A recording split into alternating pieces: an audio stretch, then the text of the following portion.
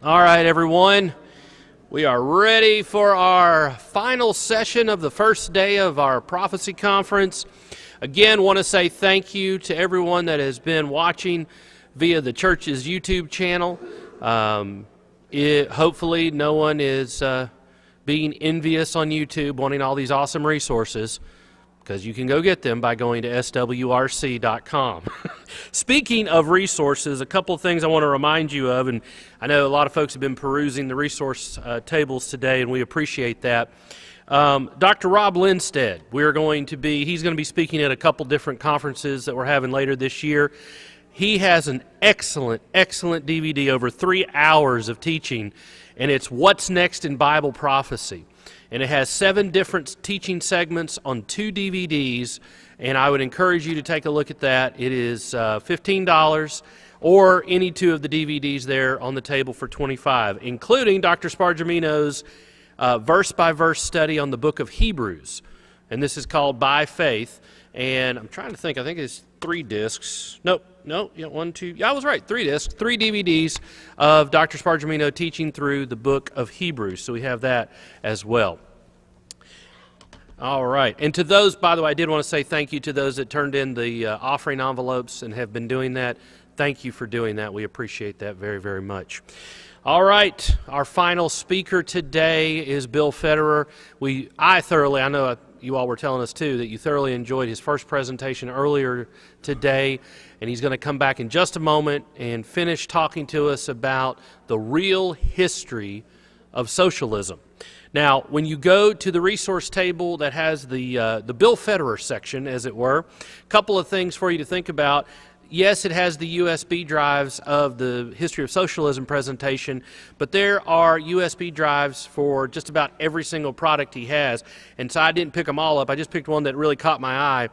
He has a USB drive back there that has an entire library of classic titles. It's 1,000 classic books that are on here obviously as text files, but what a really neat resource to have, just for reference and for your own independent study as well. So that's there. And then a book that we have talked with him on Watchman on the Wall on our radio program about that, I mean, honestly, I didn't know hardly any of these stories.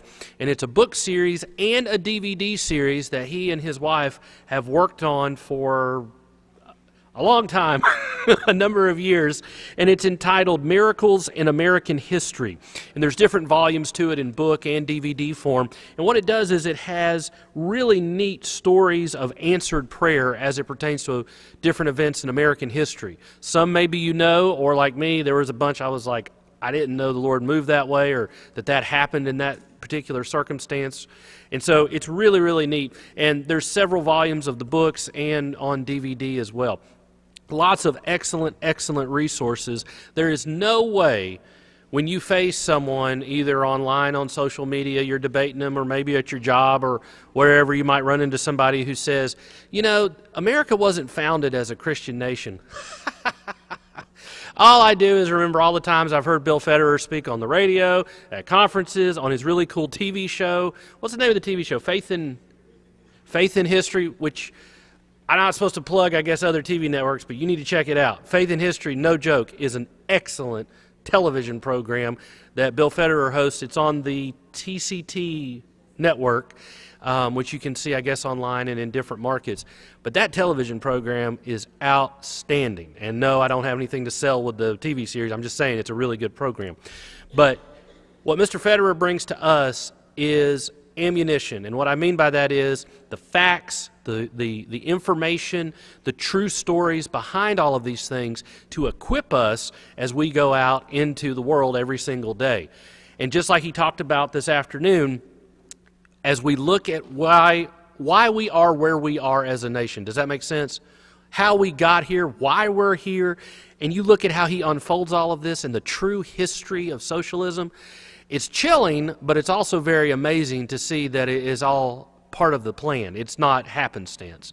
And we're going to find out more and get even deeper into this history, the real history of socialism, by welcoming back to the platform Bill Federer. Please make him welcome, everybody.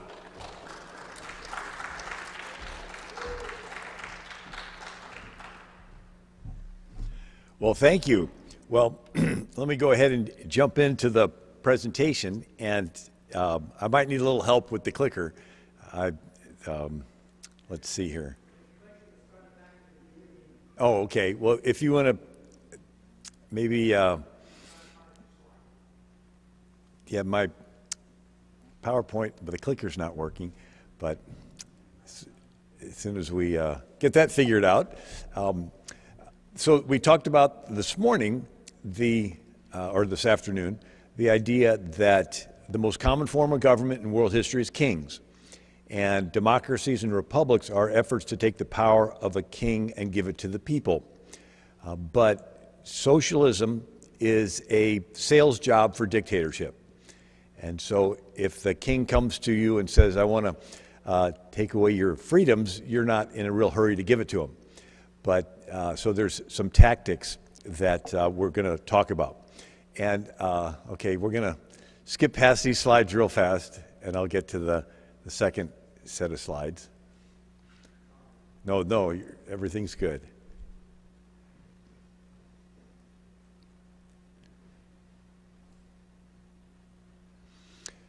So this is the concept of how do you take the power away from the people? And let's see here.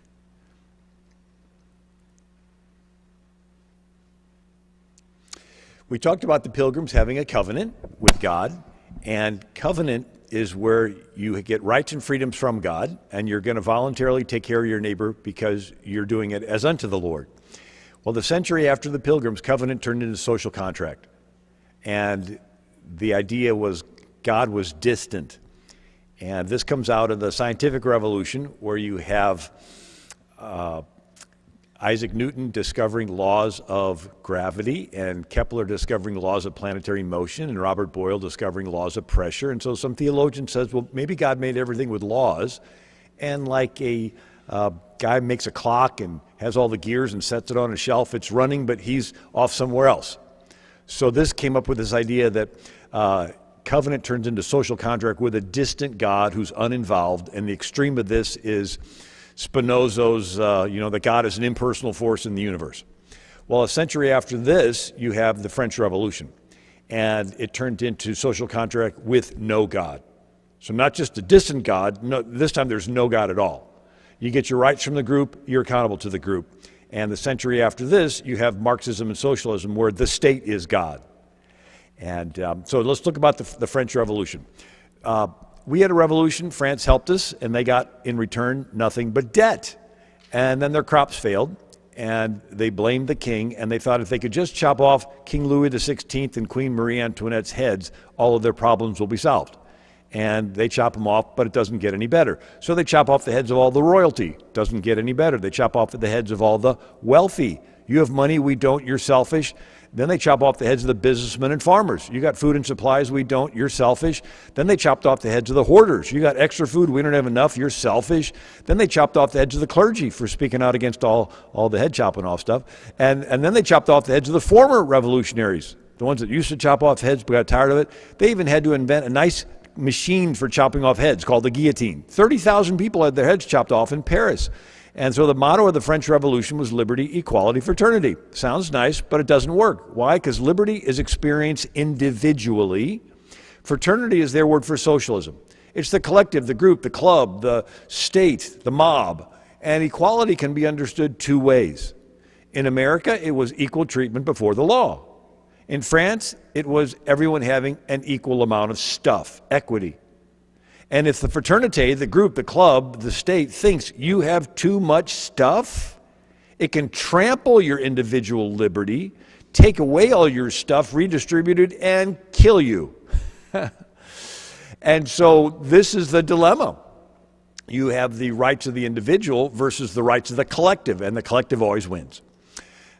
During this time, you had Yale president Timothy Dwight gives an address because America's like freaking out. We're like, we thought France was our friend, and now they're like chopping off heads. And so before our revolution, we had a Great Awakening revival. And Timothy Dwight, president of Yale, talks about before the French Revolution, they had the opposite. They had Voltaire.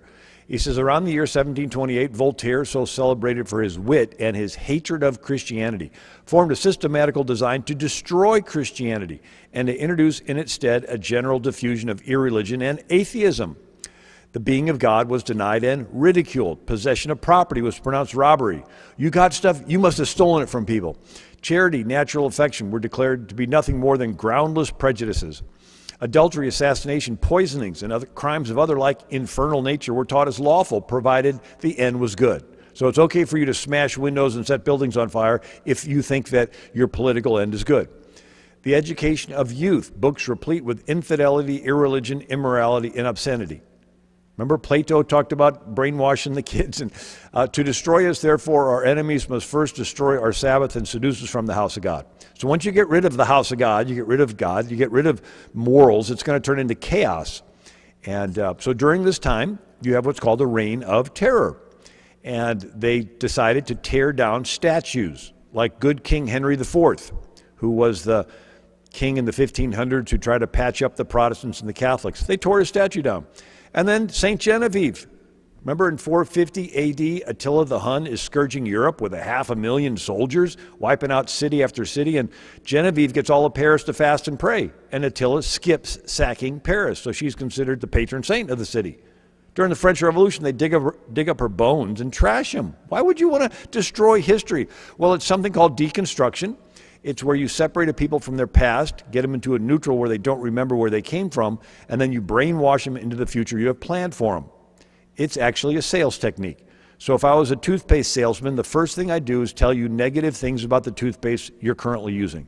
You're still brushing with that stuff? Haven't you read that it'll eat the enamel off your teeth? You're like, ooh, repulsed by it. Now I have you in a neutral, you're open-minded, what are all the toothpastes out there? And then I give you my pitch for this brand new tartar-controlled breath freshener toothpaste. Right? So it's a drive neutral reverse. It's sort of gene replacement therapy for a culture. You take out the old DNA and you put in the new. And so that's what they do. They go into the classrooms and they tell the kids negative things about the founding fathers. They took land from Indians, sold people into slavery. They were chauvinists, and ooh, the students are repulsed by them. Now you got the kids in a neutral. They're open-minded. What are all the belief systems out there? And then you give them your pitch for socialism or LGBTQ or radical Islam.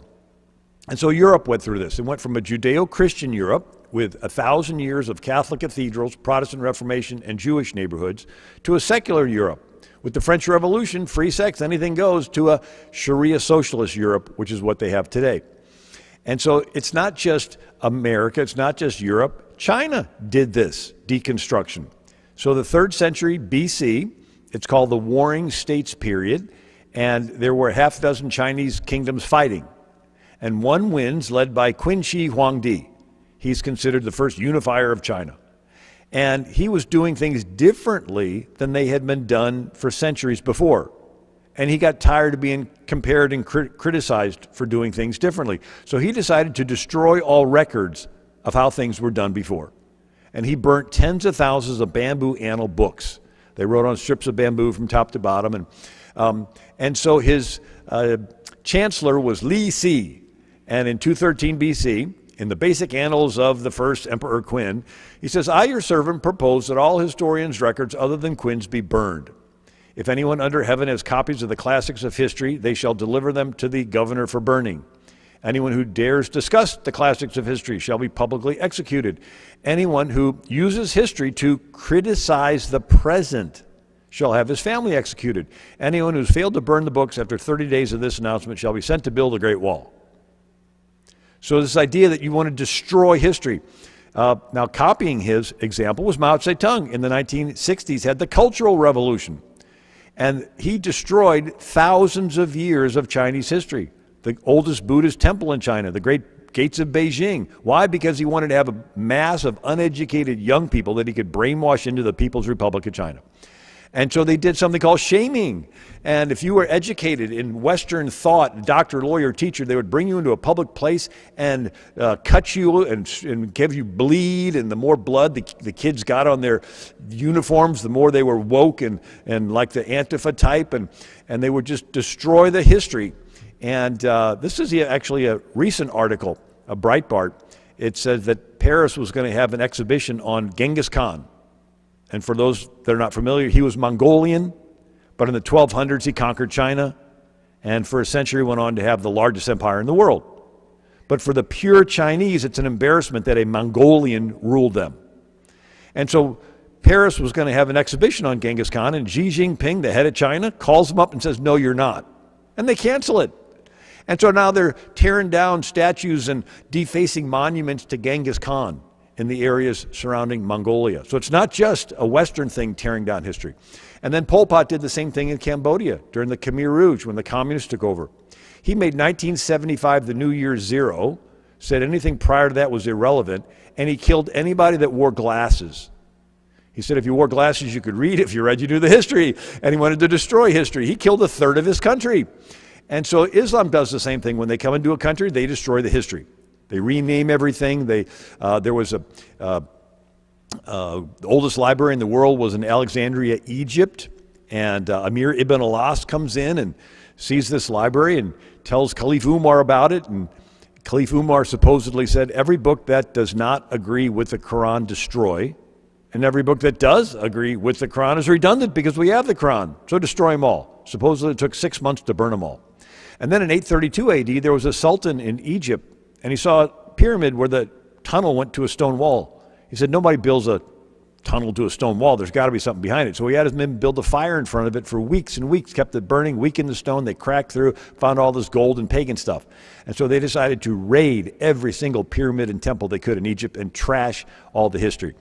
And so, matter of fact, as you just heard from James talking about Mosul, Iraq, this is actually ISIS in the museum. It was Assyria, it was Nineveh, it was the biggest empire in the world in the 7th century BC. And here they are, just back in, I think, 2014, smashing these Assyrian statues. And so it's now called the 1619 Project, or Howard Zinn's People's History of the United States. It's an intentional effort to portray the past negatively so that kids will emotionally detach from them, and then you can brainwash them into the future you have planned for them. Sort of a drive neutral reverse thing. Carl Sandburg, a poet, said, when a nation goes down, one condition may always be found: they forgot where they came from. You have to detach from the past. So George Orwell wrote a book in 1948 called 1984, right? Played with the numbers. And so in this book, there is a character named Winston, and his job is to work for the government's Ministry of Truth. But it's like those things today where they'll introduce a bill that'll do the opposite of what it says it'll do, right? As sort of a typical politician. And so the Ministry of Truth does nothing but lie. And so his job is to take a piece of history that comes down a pneumatic tube. That was a new invention. You know, you go to the bank and you put your deposit in and it sucks it up. That was a new invention in 1948. And so he would get the old history and he would have to re-edit it and put in the changes, and then he would take the original history and put it down another pneumatic tube that would suck it into the basement, into the incinerator. It was called the memory hole. And so he said every record has been destroyed or falsified. Every book rewritten, every picture has been repainted, every statue and street building has been renamed, every date has been altered. History is stopped. Nothing exists except an endless present in which the party is always right. So if there's no God, what's the reason of sticking with what actually happened if you can change history to push your political agenda? I know, of course, that the past is falsified, but it would never be possible for me to prove it, even when I did the falsification myself. After the thing is done, no evidence remains. The only evidence is inside my own mind, and I don't know that any other human being shares my memories. Everything faded into mist. The past was erased, the erasure was forgotten, the lie became truth. And so that's what we see. This is an effort to erase the history because they don't believe in God, so it's okay for them to change the history if it helps them promote their agenda. George Orwell said, those who control the past control the future, but those who control the present control the past. If you control the present, you decide what it's in the history books of the past. And so the French Revolution, they chopped off all those heads, and they intentionally wanted to get rid of Christianity. We see an effort to get rid of Christianity today, but back then they went through with a fine-tooth comb. They destroyed religious monuments and Christian graves and prohibited Christian meetings, and churches were closed and Christian schools banned. And they even had the nuns, the Sisters of Charity of St. Vincent de Paul, and they started hospitals all across Europe, and they wanted to make them deny their faith. Sort of like today, wanting to make people deny their morals and consciences and get vaxxed if they don't want to, or support abortion if they don't want to, or transgendered surgeries if they don't want to. They're wanting to pressure them. And so they were trying to pressure these nuns to give up their faith, and they wouldn't. So they lined them up, and they're singing their church song, Psalm 117, and they're chopping their heads off with the guillotine, one by one. Well, there's one less person singing, one less person singing, one less person, until nobody's singing anymore. And Robespierre said it's okay to do this terrorism. He gave a speech in 1794 called Terror Justified. Lead the people by terror. The basis of popular government during a revolution is terror. Terror is nothing more than swift, severe, indomitable justice.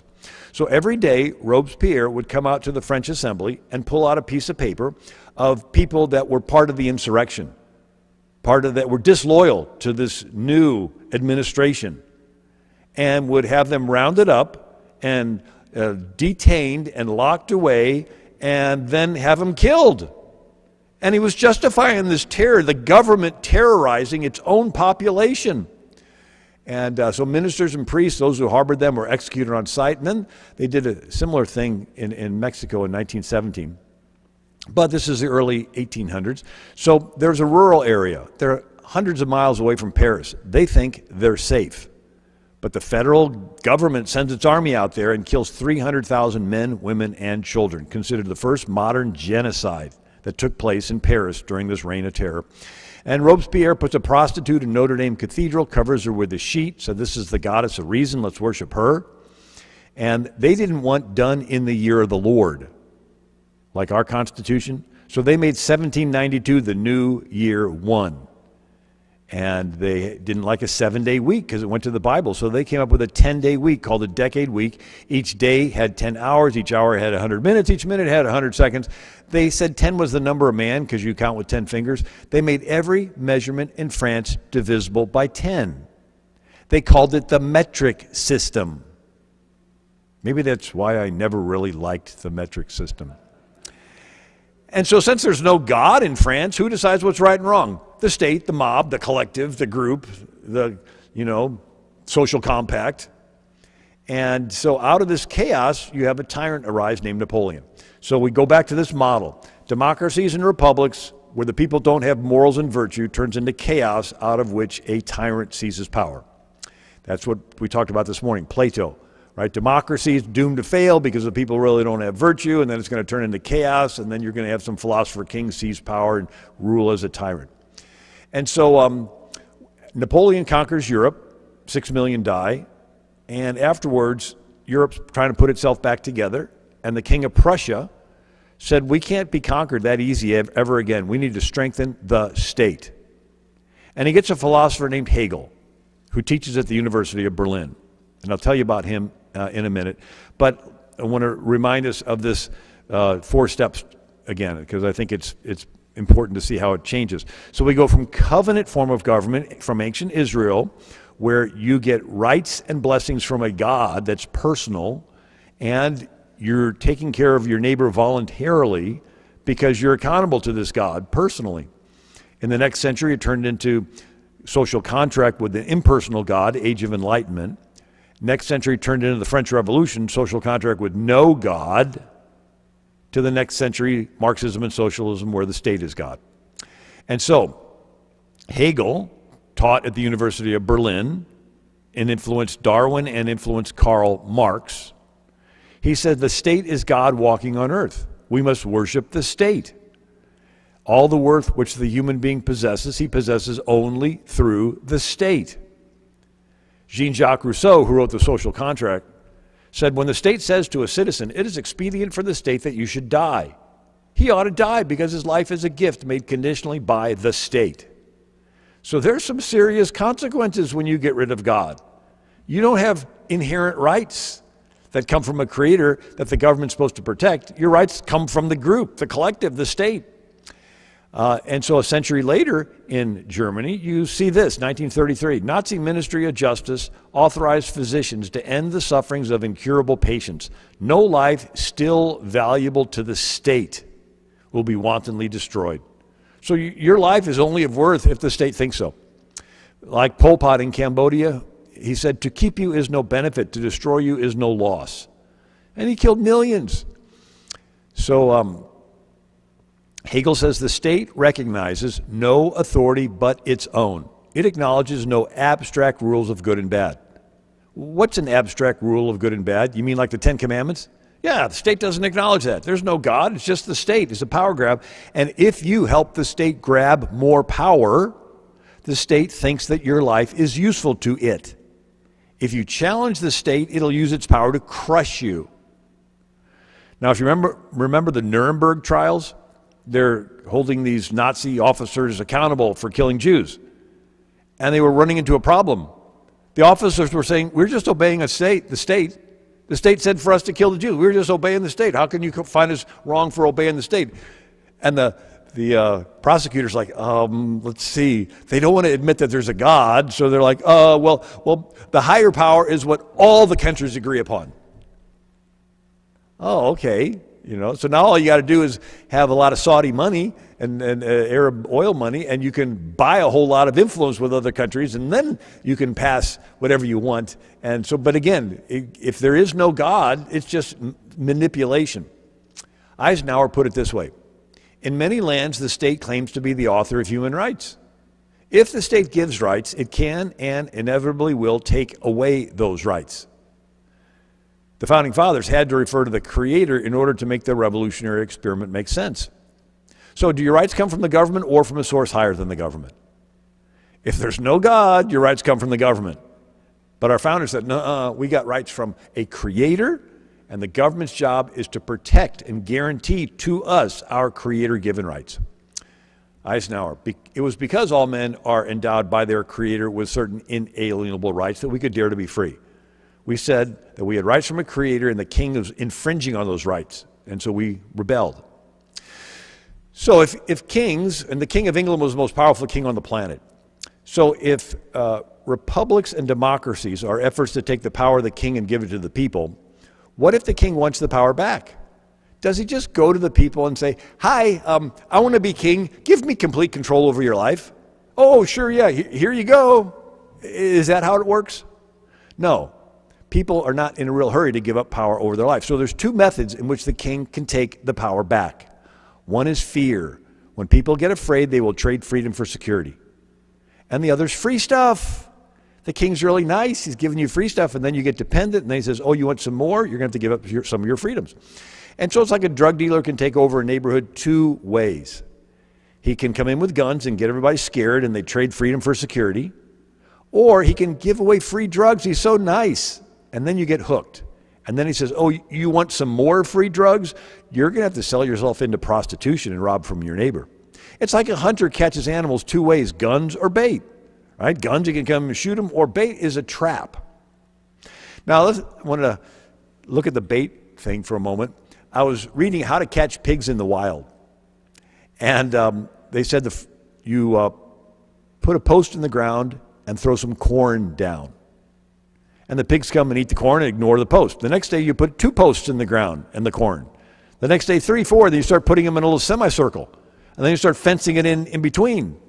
Until finally there's just a little opening and the pigs come, they're going to eat corn today, they squeeze through the little opening and you shut the gate and you caught yourself some wild pigs. Right? So you give people free stuff, free stuff, free stuff. And I'll talk about this in a moment, but it's called the Great Reset, where you want to intentionally bankrupt the economy, create trillions of dollars chasing the same amount of goods so everything goes through the roof, and then people that are on fixed incomes can't survive, so they go to the government and say help, and the government says, okay, we'll help you, here's a check. And if you want to continue to get the checks, you got to get the next booster and the next booster. Oh, and you have to file online so we can get your facial recognition. And oh, we found out that you have guns in your house. You got to give those up if you want to continue to get. And you got to do this, that, and the other. And what are people that are on fixed income going to do? Right? The temptation is they're just going to continue to give away their freedom. So some scriptures: fear of man bringeth a snare. And then free stuff is, but every man, when he is tempted, he's drawn away of his own lusts and enticed. So one's a front door, the other's a back door to take over. And it's interesting that every book in the Bible, somewhere in there it says, fear not. I think 365 times in the Bible, fear not, fear not. God, his whole system is faith. You have to walk in faith. Fear and faith are opposites. They are like oil and water. You can choose one. You're either living in fear or you're living in faith, but you can't do both of them at the same time. And so the deep state, big government creates or capitalizes on chaos and discord, and then in the atmosphere of fear promises a solution to free stuff, and then they take control. And so we're going to look at history, again, another scripture on how to create fear. Psalms 133, how good and pleasant it is for brethren to dwell together in unity. Everybody say unity. But Proverbs 6 says 6 things the Lord hates. The last is he that soweth discord. Everybody say discord. We have unity, we have discord. And imagine being in heaven. That'd be pretty nice. And imagine somebody in heaven is sowing discord, right? It's Lucifer. He gets a third of the angels to rebel. He's cast out, and then he goes into the garden. He sows discord. Gets Adam to blame Eve, and then he sows discord as Cain kill Abel. And so his whole modus operandi is to sow discord. And one instance in Israel is the first 400 years that Israel came out of Egypt, they didn't have a king before King Saul. They almost lost it, though, a century before Saul with Gideon. Had an illegitimate son named Abimelech. So Gideon just defeated 100,000 Midianites. There is no threat to Israel. It's at peace. But he has an illegitimate son named Abimelech who wants to sow discord and seize power. So Abimelech goes to the town of Shechem, and he does identity race politics. He says, "Is it better for you that all the sons of Gideon reign over you? Remember also that I am your bone and your flesh." And his brethren spake of him in the ears of the men of Shechem, and their hearts inclined to follow Abimelech, for they said, "He is our brother." So forget whether or not he's better at ruling than the sons of Gideon. He's just one of us. It's identity politics, right? And so then they go to the temple of Baal-berith, the city treasury, and they take money to hire rioters, like Antifa, BLM type, to commit violence. It says, "And they gave him 70 pieces of silver out of the house of Baal-berith, wherewith Abimelech hired vain and worthless persons which followed him. And they went into his father's house at Ophrah, and he slew his brethren." Right? So here you got this guy that's sowing division, hiring people to do violence. And the men of Shechem made Abimelech king. So Israel's experiment of self-rule without a king would have ended here rather than a century later with King Saul, had not someone threw a millstone over the wall and it killed Abimelech. But it was a documented biblical example of somebody in a time of peace wanting to seize power and did it by sowing discord. Well, let's look at somebody a little more recent. Machiavelli, 500 years ago, Italy. Bunch of city-states. Florence, Siena, Venice, and they all fought. And Machiavelli thought if one prince could control all of Italy, it would stop the infighting.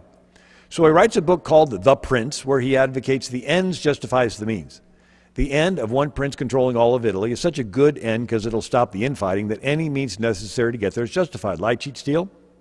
So if a prince conquers a city, the people will hate him. But if the prince pays criminals to kill cows, burn barns, sort of like Abimelech did, and the people get in discord, in fear, in panic, they'll trade freedom for security, and they'll beg someone to come along, and the prince will say, "I'm here to help." And he gets rid of the very criminals he bribed to create the mess. Nobody will know the better for it, and everyone will praise the prince as a hero. So it's good marketing. You create the need and fill it. You go around the back of the house and set it on fire, and then you go around the front of the house and sell them a fire extinguisher. And they'll pay anything for it and even thank you for being there. So it's called Machiavellianism, where you create or capitalize on a crisis to consolidate control. You know this quote a little more recently as Rahm Emanuel. You don't ever want a crisis to go to waste. It's an opportunity to do important things that you would otherwise avoid. Or Hillary. I'm actually excited about this opportunity. We're not yet through this crisis, but the chief of staff of President Obama is an old friend of mine and my husband's, and he said, never waste a good crisis. And then Ben Domenech, Fox Primetime, the authoritarian left is using the permanent pandemic to achieve as many ends as they can imagine. This is Rahm Emanuel's famous dictum, never let a crisis go to waste. Normal times don't produce the outcomes that the authoritarian left wants because people are not scared enough to give them the limitless power they crave. Crises are necessary, and so if there aren't any on offer, they manufacture them. So you and I see a crisis, our response is how can we help people through it? They see a crisis, their response is how can we usurp power through it? Are you beginning to see the political agenda that's being played out in front of us? Henry Louis Mencken wrote in 1956, the urge to save humanity is almost always a false face for the urge to rule it. And Reagan, when he was governor of California, one of the traditional methods of imposing statism or socialism is medicine, is a healthcare crisis. It's easy to disguise a medical program as a humanitarian project. What's he talking about? It's called seizing the moral high ground. And casinos do it. If a casino wants to come into an area, the people that don't want it will cite statistics of crime going up. But if the casino can donate money to schools, they can seize the moral high ground and claim, we care about the children. And if you care about the children, you will support casinos. And if you're not out there campaigning for more casinos, you must hate the children. Right? So they're claiming to be more moral than you. It's called virtue signaling. And so what Ronald Reagan is talking about, the traditional methods of imposing socialism as medicine, is by saying you have to surrender your body to the government. And if you don't do that, you must hate your grandmother. You must hate the children. So give us complete control over your life, over your body. Here's a Daily Caller editorial cartoon, two scientists looking through a microscope, and they're saying, it appears to be mutating into a totalitarian dictatorship. Reagan, if you don't stop this, behind it will come other federal programs that will invade every area of freedom until one day we will awake and find we have socialism. So the response is to resist. Now, we used to have politicians on a national level that held back the floodgates of hell, but when a certain individual did what he called certifying, I don't call it that, the election on January 6th, it tore the umbrella, and instead of these national politicians protecting us, it ripped, and now the rain is flooding down on every one of us. And so it's up to every school mom to push back. It's up to every pastor to push back. It's up to every sheriff. It's up to every local politician to push back. It's up to every mom to push back, every student to push back. Every one of us now has to, we're on the front lines having to push back because our politicians let us down. Well, let's look at the British Empire. It became the largest empire on planet Earth. Do you think they just walked into countries and said, hi, we want to be the largest empire on planet Earth. Give us complete control over your country. And do you think the country just said, oh, sure, yeah, here you go? Do you think that's how it happened? No. Let's look at how they took over India. So in 1714, the British landed in Bengal and opened a trading post that turned into a trading fort, that turned into them having guns and giving guns to one kingdom and then guns to another kingdom and then stirring up ancient animosities between the kingdoms, sowing discord.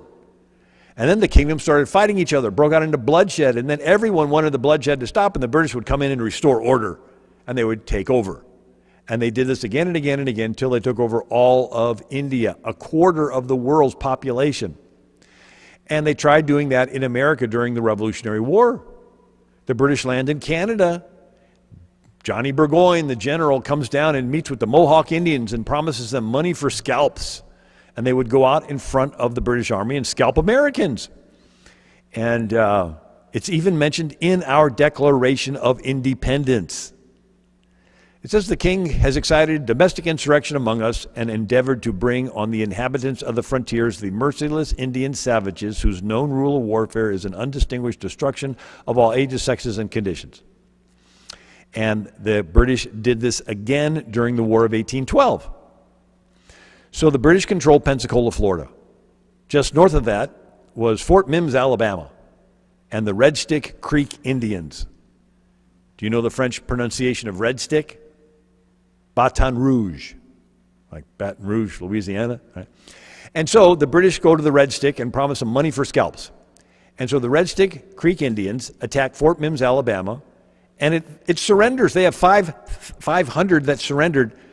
The Indians proceed to scalp them all because they want to bring the scalps to the British. Here's the historical marker.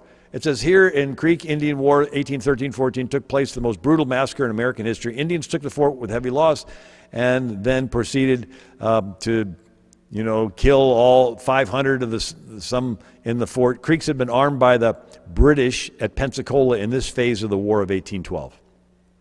So do we really think the British cared about the Red Stick Creek Indians? No. They were coming in sowing discord. They're saying, hey, we want you, we're going to give you, we're like Abimelech. We're going to pay you to create violence and do rioting. Washington warned of this in his farewell address. So here he's stepping down from being president, and he senses what's going to happen. He goes, disorders and miseries gradually incline the minds of men to seek security in the absolute power of an individual who will turn the disposition to the purposes of his own elevation on the ruins of public liberty. Jealousies, false alarm, kindle animosity, one part against another, foment occasional riot and insurrection. It opens the door to foreign influence and corruption, which find a facilitated access to the government through the channels of party passion. So some foreign country says, we'll support you against that terrible other party. And they're like, really, you want to help us? Yeah. No, they want to take over, but they're taking advantage and sowing division. And Washington goes on, let there be no change by usurpation. Usurpation is doing something you're not authorized to do, but people let you get away with it because you're telling them that you're doing it for their good. So he says, let there be no change by usurpation. Encroachment tends to consolidate the powers of all the departments in one, thus to create whatever the form of government, a real despotism. Usurpation, though in one instance may be the instrument of good, it is the customary weapon by which free governments are destroyed. I think this is a real powerful quote. So in one instance, it's an instrument of good, right? So here, in other words, Washington, farewell address, warning, saying, watch out for times of discord, miseries, crisis. Watch out for politicians that come along saying, hey, I want to do something good. I just need to usurp a little power to do it. And they're all like, well, he wants to do something good. Let him have a little bit more power. Let him, It's like I have my pen in my phone. I don't have time to wait for Congress. I'm just going to do it. But Washington says this is the customary weapon by which free governments are destroyed. And usurpation must always greatly overbalance in permanent evil any transient temporary benefit, which the use can at any time yield. So no matter how much good it has in the short run, in the long run, it causes permanent evil. So, by the way, it's like an autoimmune disease for the body politic. What's an autoimmune disease? That's where your own body attacks your own body. The immune system goes haywire and it attacks your own body from the inside. This is the tactic. You want to sow discord. Patriotism is the enemy. You want to get people to identify with the subgroups and pit them against each other. So we had Napoleon conquers Europe. Afterwards, the king of Prussia said we can't get conquered that easy. We need to get a philosopher named Hegel who helps us to strengthen the state. Hegel influenced Darwin and Karl Marx. Karl Marx was a member of the Young Hegelians at the University of Berlin. And so Hegel came up with something called dialectics. It's a triangle. One corner is a thesis. The opposite corner is an antithesis or antithesis. Top corner is a synthesis. Sounds complicated, but it's not. In other words, Marx adapted it. The thesis is the status quo in a country. You have to create an antithesis. You have to create discord. You have to create a problem that's really bad. So everyone panics in fear and surrenders some of their freedom to settle for a problem that's just half as bad. And that becomes the new thesis starting point. You create another problem that's really bad, and everybody panics and is willing to trade some more of their freedoms to settle for an answer that's just half as bad. Then you create another problem that's really bad, and then everybody panics in fear, and they'll surrender some more of their freedoms to settle for an answer that's just half as bad. And each time they settle, they're giving up a little of their individual freedom to the state. And Karl Marx says, okay, how do you create a problem that's really bad? You have to send in agitators, agent provocateurs, community organizers, labor organizers. They find groups with grievances, you stir them up to riot, and it sows discord. Like Abimelech sowing discord, like Machiavelli sowing discord. And so Karl Marx called it critical theory, where you observe a country and see all the groups that are in the country, ethnically, economically, racially, religiously, and you call them victims and oppressors, haves and have-nots, and you organize protests and riots until it breaks out in bloodshed, and then everybody panics in fear and is willing to surrender their freedoms to somebody who promises to restore order, and that's when they usurp power and set up a dictatorship. And so originally it was a critical economic theory, and you'd organize the proletariat against the bourgeois, which is the working class against the business owners. They'd organize the poor against the rich, the blacks against the whites, the Catholics against the Protestants, the Muslims against the Christians, the Hutus against the Tutsis in the Congo and Rwanda. They really don't care who the two sides are, and they really don't care what the issues are. Their goal is the destabilizing crisis. Now, the Congo. The people living there saw themselves as one, but the Belgian and German colonizers measured them and their heights and their features, and they would say, you're a Hutu and you're a Tutsi. They literally created artificial racial distinctions that had not been there before. And then they stirred them up to fight and even have genocides against each other, and then in the confusion, the colonizing power would come in to restore order and take control. And could you imagine the government breaking people into groups to pit them against each other? Castro says the revolution needs the enemy. The revolutionary needs his antithesis, which is the counter-revolutionary. You can't organize your people against nothing. You have to have an enemy to organize against. And if enemies were lacking, they had to be fabricated. You have to create a boogeyman, sort of like the white supremacists that are out there. That's our number one concern. We have to purge the military. And it's like, oh, yeah, really? You're just going after your political enemies. Jesus said, if a kingdom be divided against itself, that kingdom cannot stand. This is the strategy right here.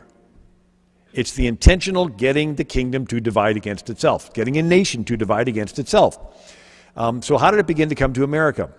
1894, Chicago has a railroad car company, Pullman, and there's an economic downturn, and they can't pay their workers. And somebody comes to organize the people that are disgruntled. His name is Eugene Debs. Bernie Sanders had his picture on the wall. And so Eugene Debs organizes protests and riots and violence, and they destroy $80 million worth of railroad cars, and it spreads to 27 states. And since everything in the country is shipped on railroads, the entire country is paralyzed. Could you imagine people organizing riots and burning and from city to city and just spreading all across the country? And then Eugene Debs starts the Socialist Party of America. He actually runs for president 5 times between 1900 and 1920, one time from prison. And in 1920, branching off, is the Communist Party USA, and they run candidates for president 1920 to 1940. What happened in 1940? That's when Democrat President Franklin Roosevelt made a treaty with Stalin during World War II, and the Communist Party says, why should we run our own candidates when the Democrats are making treaties with Stalin? And so this is when that party began to change. In Ronald Reagan's statement, I didn't leave the Democratic Party, the party left me. Years ago, I met Zell Miller at a CPAC conference in Washington, D.C., and he was the last pro-life Democrat senator.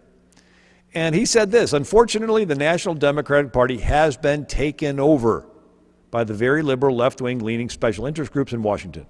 He's acknowledging that that party was taken over. And now that those think that the other party is immune, they want to take over both.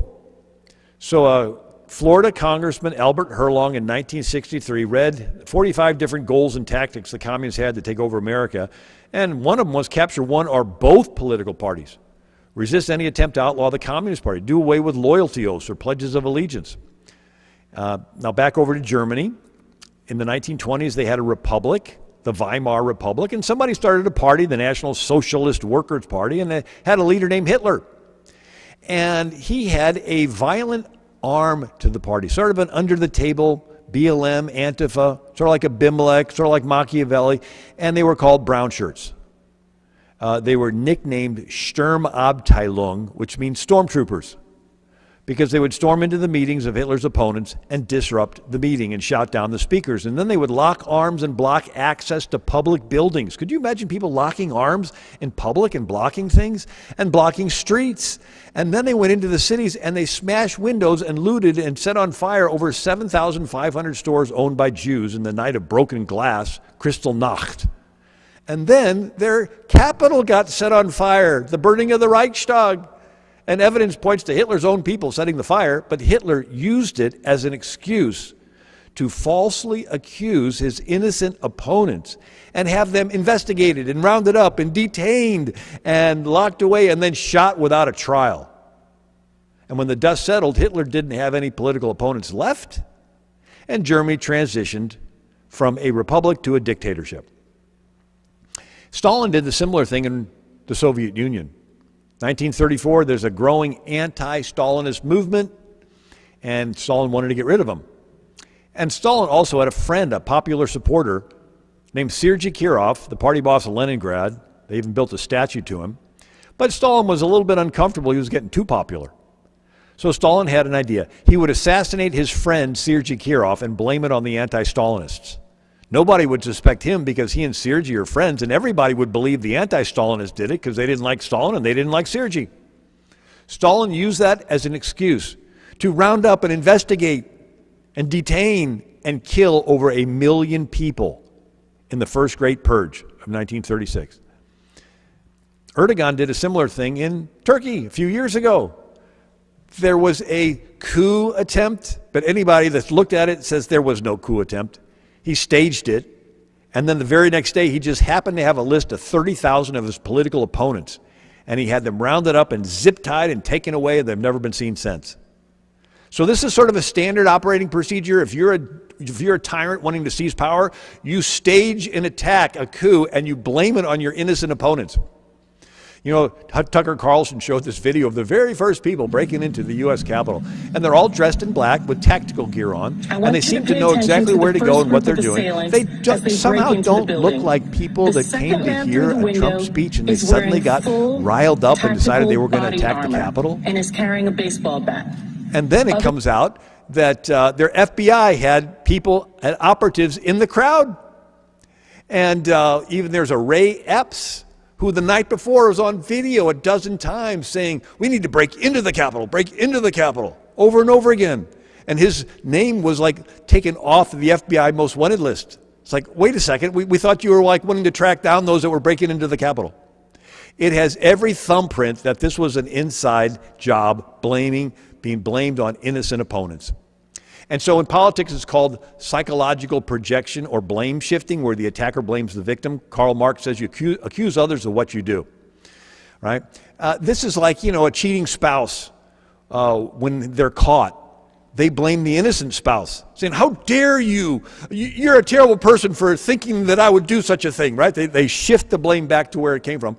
And so it's gotten into politics, where David Axelrod was the campaign manager for Obama. He said, in Chicago, there is an old tradition of throwing a brick through your own campaign office window and then calling a press conference to say you've been attacked. Right? So you do the crime, but you blame it on your innocent. Let's say there's a candidate that's colluding with Russia, giving away 1/5 of the U.S. uranium as Secretary of State in exchange for a $145 million contribution to her Clinton Foundation. She wants to pay for a Steele dossier to accuse her opponent of colluding with Russia. Right? Let's say there's another candidate that's extorting Ukraine, saying, stop investigating my son or I'm going to hold back billions of dollars in aid. You want to accuse your opponent of extorting Ukraine, right? You accuse them of the exact crime because their name gets associated with it in the media, and by the time the public figures out what's going on, the water's muddied, and the politician that's corrupt gets a pass. So after World War II, Germany, France, Lithuania, Poland, all these countries are climbing out, and they elect new leaders, and it looks hopeful. Except the KGB decides to do critical theory.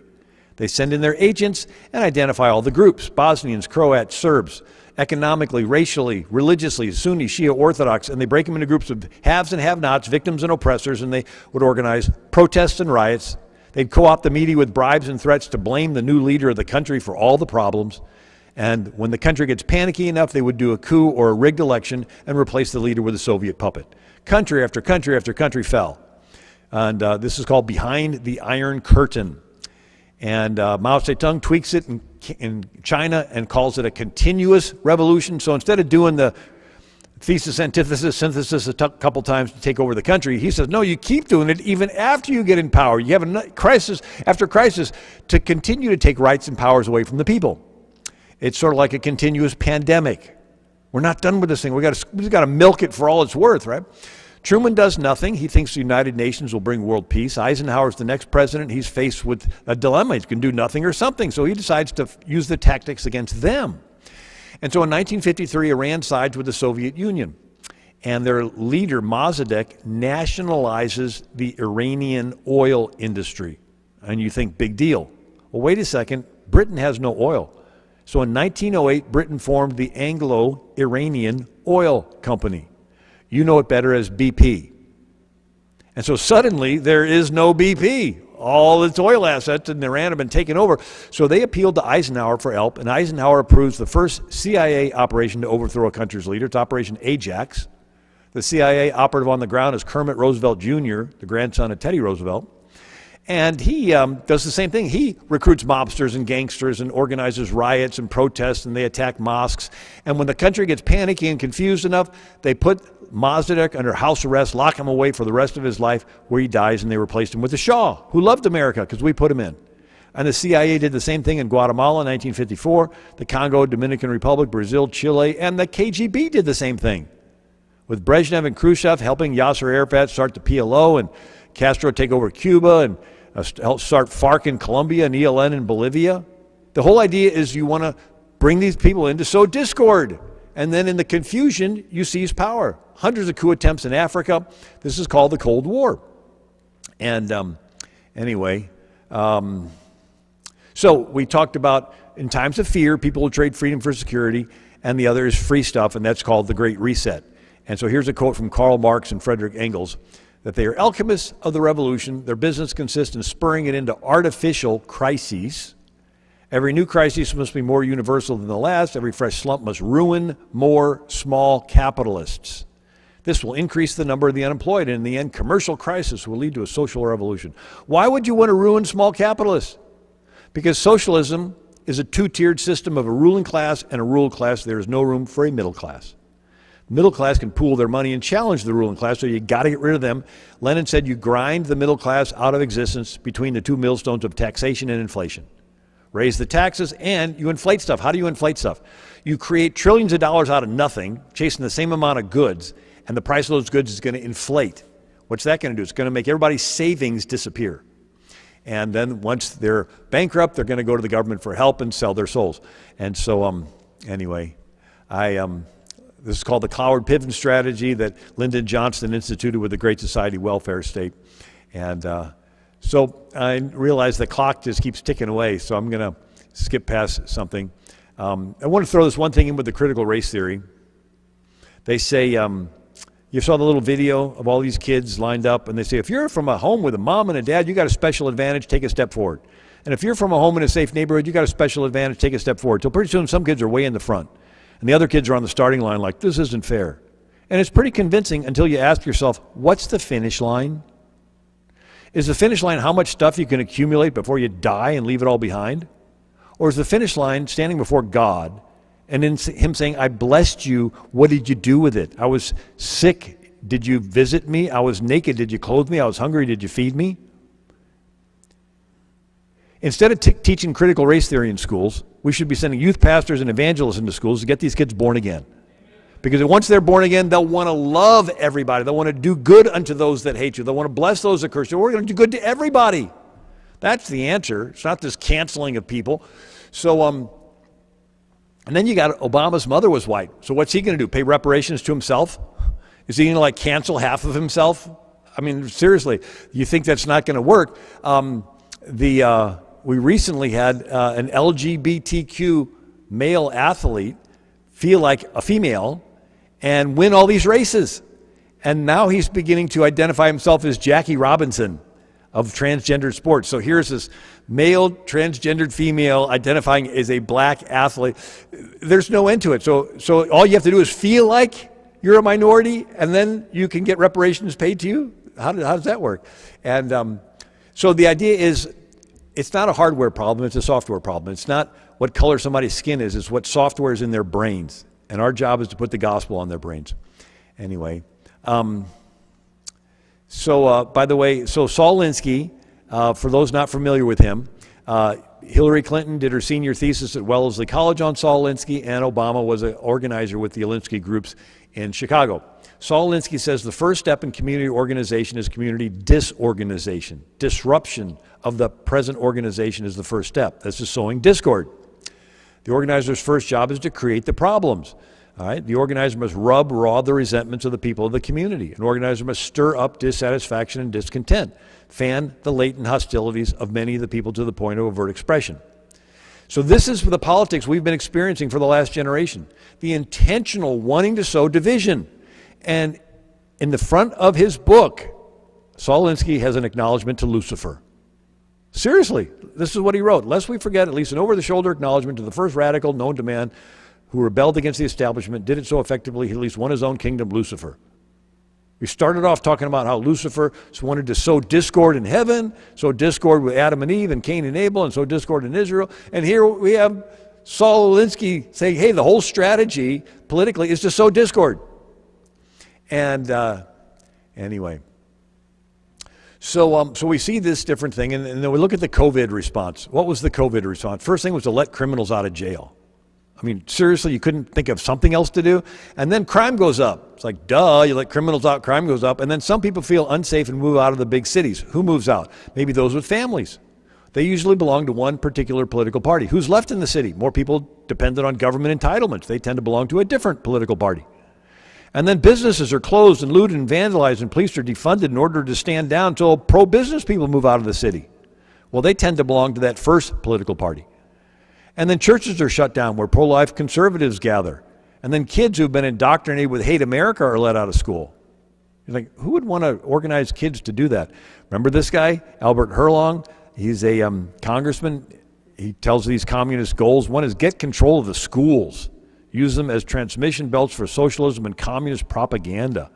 Get control of teachers' associations. Put party line in textbooks. Use student riots to foment public protests. Use student riots. Right? So it's right in there. Anyway, net COVID response was more people of one political party move out of the big city, leaving the other party with monopoly control of city politics. And in presidential election years, whoever wins the big city wins the state and gets all the electoral votes for the state, and the president is elected by electoral votes. There's a clear political advantage to one party by letting violence go up, shutting down businesses, shutting down churches, and having people feel unsafe and move out, and then they get a monopoly control of the city politics. They win that big city, they win the state, they get all the electoral votes for the state, and the president was elected by electoral. You whittle it down, really only 6 counties. They only had to do this in 6 counties.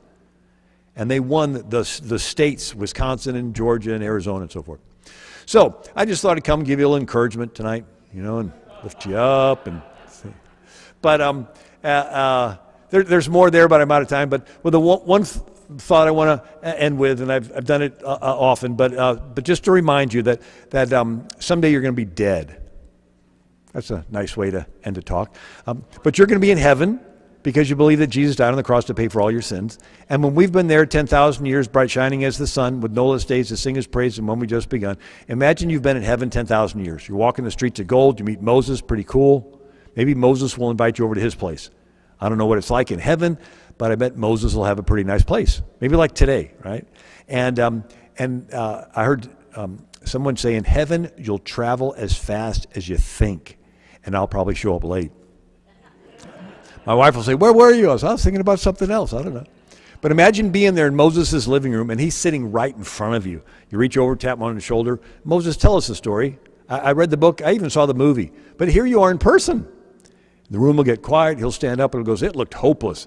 There was Pharaoh, the most powerful military leader in the world, charging in at us with the chariots and swords, and we were totally unarmed. And I just stood there, held out my staff, and he said, God, use me to deliver your people. And the waves came in and swallowed up Pharaoh's chariots. And we're going to say, wow. Then we're going to look around the room and see David. Say, David, tell us your story. He'll say, well, I was just a teenager, and this thug Goliath was mocking our God, making fun of our faith. These grown-ups were too chicken to do anything. And I said, well, enough of that. Took my little sling, hit Goliath in the head, and took his own sword, chopped his head off. We're going to say, wow. Then we're going to hear Gideon and Deborah and the Apostle Paul and all these greats. And it's going to be real exciting. They're all going to tell all their stories. Then everyone in the room is going to look at you. Say, we haven't heard from you yet. Tell us your story. What was going on down on earth when it was your turn to be down there? What did you do when it looked hopeless, when everybody was against you? What did you do when you were backstabbed by all your friends? What did you do when they were maligning you and lying about you online, posting negative stuff?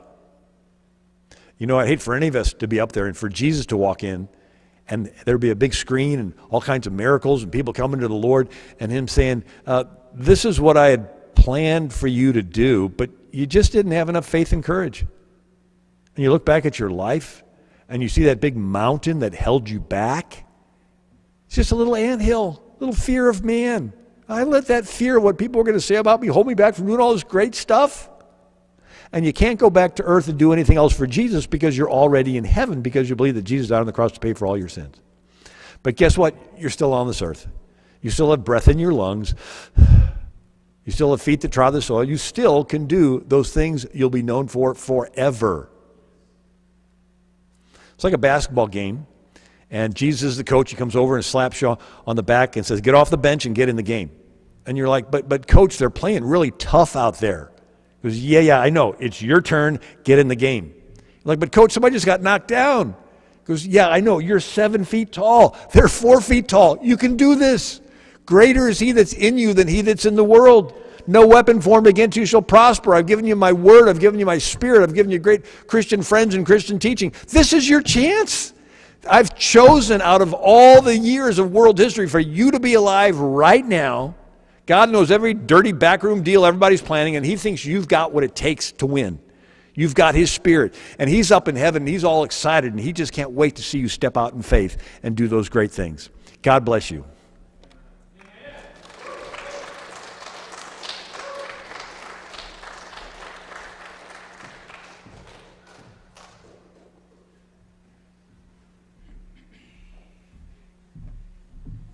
Okay, that was awesome. Did you all enjoy that? Did you enjoy this first day of our conference?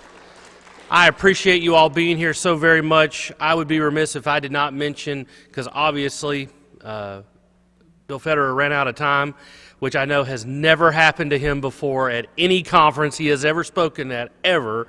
This is the first time. But what he was not able to get to is in this book.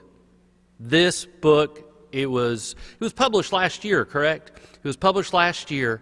And what he was unable to get to because we ran out of time is in this book. I cannot encourage you enough to get this book and also get the USB drive with the complete presentation. You can go at your speed. My speed is much slower than his clicker speed, but you can get that on the USB and the book and share it with your friends and family and church. I cannot stress enough how important it is to have this information, to be armed with this history so that we can get in the game, as it were, as Bill said. All right, let me check. Q&A is going to go fast tomorrow. Think about some questions tonight. Have them ready to go. Lord willing, we will have the doors open at 11 a.m. tomorrow morning, and we'll begin at noon. Everybody's required to bring at least 5 people with you and some Taco Bell, right? All right. We love you in the Lord. We're so glad you've been here. And those that have been watching online, we keep getting reports. I keep getting text messages from folks saying they've been watching online. Thank you for that as well. Let me dismiss us in a word of prayer. Heavenly Father, we thank you for this awesome day, for all the wonderful teaching and the speakers, and we thank you for those that have been here in person attending and those watching online. We thank you for this first day. We ask that you would go with all that are here, keep us safe, and bring us back tomorrow for more great teaching and more great speakers. We love you, and we thank you so much for saving us. In Jesus' name, amen.